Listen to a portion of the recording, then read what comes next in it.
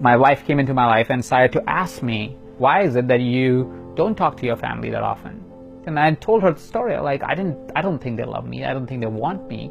I think they don't appreciate me. I don't think they care, honestly.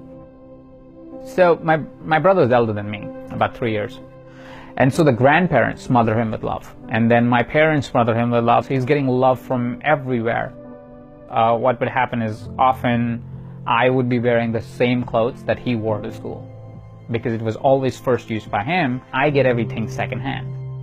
Say there was a mattress on the floor and that was for 2 people.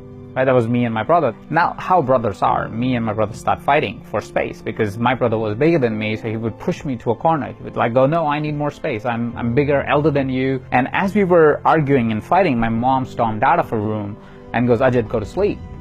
And I'm like, but I can't go to sleep. I don't have enough space, and brother is fighting me for the space, and I can't really sleep in this little space. And my mom goes, no, Ajit, go to sleep. I take my pillow, I bury my head into it, and I start sobbing. In India, when somebody is a loved child, they call them Mera Lal, which simply means you're the loved one. All the time I used to say, he's your Lal, I'm your Hara, which means he's the one that you really love, and I'm the one that you're indifferent towards, or you don't care. What I was really trying to say is I don't feel the love. And why am I hated so much? Our lives started to change a little bit because now I was growing older, I was getting into my teens, and my brother left the city. And as he was moving away, the expectations started to rely a lot more on me.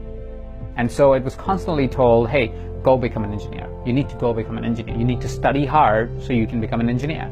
And as I was studying for these exams, as I was preparing for these exams, I realized that if what I'm studying right now is what I have to do for the next 4 years, or for the rest of my life, I'm going to be miserable.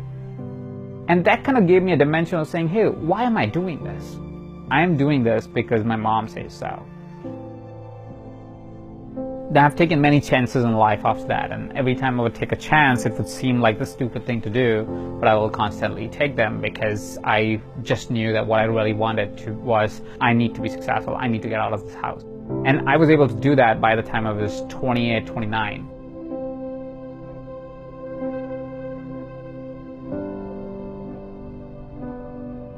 Seven years later, what I'm realizing on the inside is that my health was deteriorating. I couldn't sleep without a drink. I had grown even more distant to my parents. It was almost like it's like a task that you check off. I'm like, I should call mom at least once a week. That would be one of those things where I'm actually doing something else while she's on speaker, right? So there was no connection. My wife came into my life and started to ask me, why is it that you don't talk to your family that often? And I told her the story, like, I don't think they love me. I don't think they want me. I think they don't appreciate me. I don't think they care, honestly. She kind of said, why don't we do this? We were going to India just to travel. And she was like, why don't we go together? And why don't you bring your parents on and bring your brother and your sister-in-law and their kids to come together, and we'll go to like a retreat center and just hang out for a couple of days, like just 4 or 5 days, just hang out.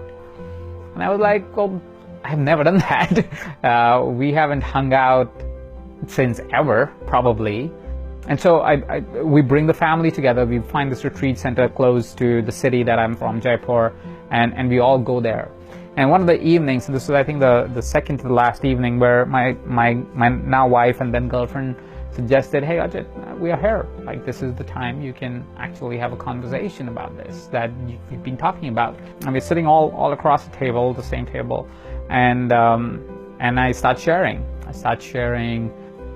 More than me sharing, it was more a question for the table. It was like, okay, what is it that we feel about each other? Let's share some honest truths about each other and what we're proud of, what our concerns are, so forth. And my turn comes and I say, I've never felt loved by mom and dad, and they were right there, and I've never felt that bonding and that connection. And they listen very quietly, and they listen very quietly. They listen and hear me all out. And then my dad asked me a question, and the question was, Ajit, you have 2 hands, right? I'm like, yes. Like, your right hand and the left hand, which one do you love more? And I was like, both of them. I mean, there's not one hand that I love more. And so he said, that's like having kids. You don't love one of your hands more, and you don't love one of your kids more. But when one of your hand is in some pain, you just pay attention to it. You have to, because it's in pain right now, right? But as soon as it's healed, you don't pay attention to it anymore. You treat them equally. You love them equally. In the moment, it was just a metaphor, but it became my truth eventually. That it's not that somebody loves you or somebody doesn't love you, and especially parents. It's not that you love somebody or don't love somebody. In context, for example, it's me getting an oversized shirt wasn't about they loved my brother. It was about them not being able to afford new shirts all the time.